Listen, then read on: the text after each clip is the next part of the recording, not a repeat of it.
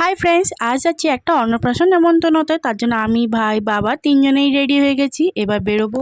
A few moments later. তো আমরা এখন ট্রেনে উঠে পড়েছি, বেশিক্ষণ লাগে না। দুটো স্টেশন বালিতে নেমে আমরা তারপরে পৌঁছে গেলাম। দেখো কি সুন্দর সাজিয়েছে গেটটা, বাইরেটাও ভালো সাজিয়েছে আলো দিয়ে। এবার চলো বাড়ির ভেতর ঢোকা যাক। আমরা এই আংটিটা দিচ্ছি বাচ্চাটাকে। এই তো সেই ছোট্ট বাচ্চাটা যার আজকে অন্নপ্রাশন হলো। কি মিষ্টি দেখতে।